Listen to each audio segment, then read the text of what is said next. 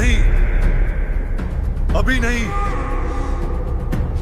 मैंने तो उठाए जाने तक मेहनत मांगी थी। तूने मांगा था, मगर दी अल्लाह ने वही जो उसने चाहा। हर जान को मौत का मजा चखना है, और तू भी।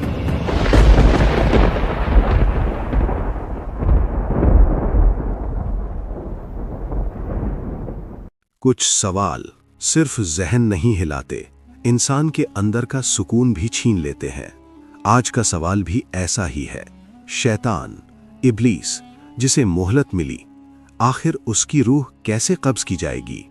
वो जिसने सदियों तक इंसान को ये कहकर बहकाया अभी वक्त है, उसके लिए भी एक घड़ी लिखी जा चुकी है, एक मुकर्ररा घड़ी।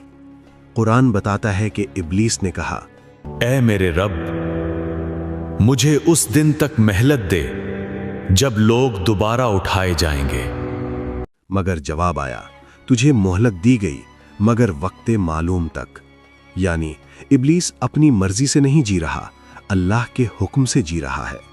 इस्लाम अफसाने नहीं बनाता, उसूल बताता है, और कब्ज़े रूह का उसूल कुरान में साफ है।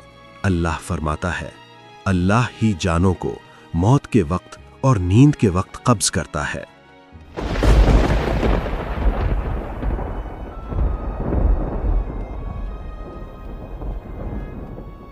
और फिर वाज़े किया, कह दीजिए तुम्हारी रूह फरिश्ते मौत कब्ज़ करेगा जो तुम पर मुकर्रर किया गया है। यानी हुक्म अल्लाह का और कब्ज़ फरिश्ते मौत के ज़रिए।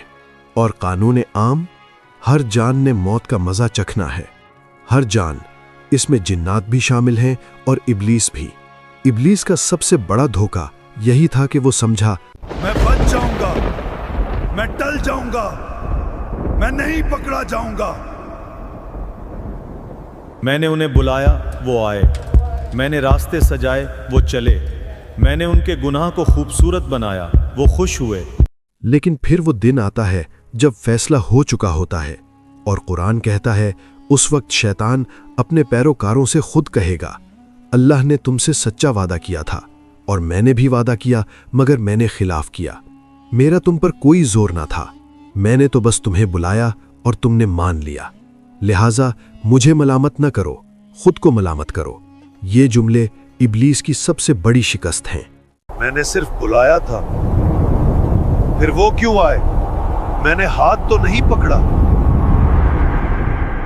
कुरान ने इब्लीस की मोहलत की आखिरी हद बता दी, वक्त मालूम।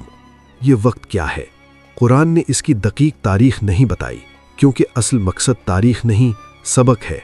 इब्लीस की जिंदगी भी हद में है। वो खुद को हमेशा समझता रहा, मगर वो भी फानी है।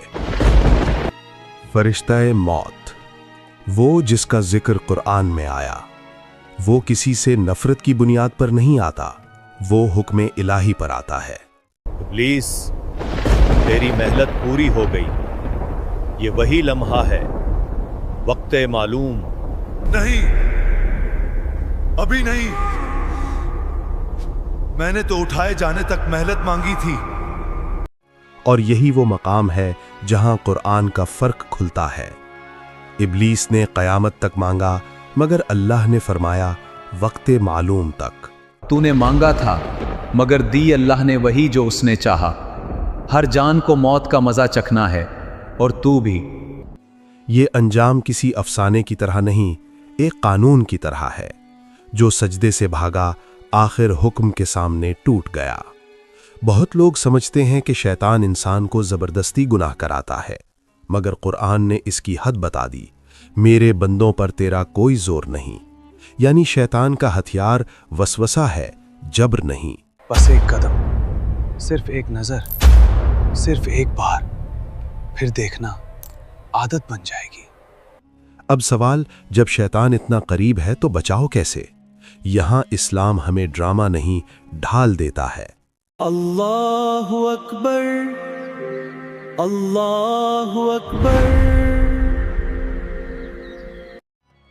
नबी सल्लल्लाहु अलैहि वसल्लम ने फरमाया कि जब अजान होती है तो शैतान पीठ फेर कर भागता है। अजान सिर्फ आवाज नहीं, ये ऐलान है कि ये जमीन अल्लाह की है। आयतुल कुर्सी, صحیح بخاری میں واقعہ ہے کہ صدقہ کی حفاظت کے دوران شیطان نے بتایا، سونے سے پہلے آیت الکرسی پڑھ لو، اللہ کی طرف سے محافظ مقرر ہوگا اور شیطان قریب نہیں آئے گا۔ اور نبی صلی اللہ علیہ وسلم نے فرمایا، اس نے سچ کہا حالانکہ وہ جھوٹا ہے۔ ہاں، آیت الکرسی یہ وہ دیوار ہے جسے میں پار نہیں کر سکتا۔ شیطان کی روح کیسے قبض ہوگی؟ اللہ کے حکم سے فرشتہ موت کے ذریعے وقت معلوم پر۔ مگر اصل سوال یہ ہے، ہم اپنی روح کے لیے تیار ہیں؟ کیونکہ جس دن فیصلہ ہو گیا، ابلیس کہے گا کہ میں نے تو بس بلایا تھا، تم آئے کیوں؟ وقت معلوم اس کا بھی آئے گا اور ہمارا بھی۔ فرق صرف یہ ہے، ہم آج کس کی سنتے ہیں، رب کی یا وسوسے کی؟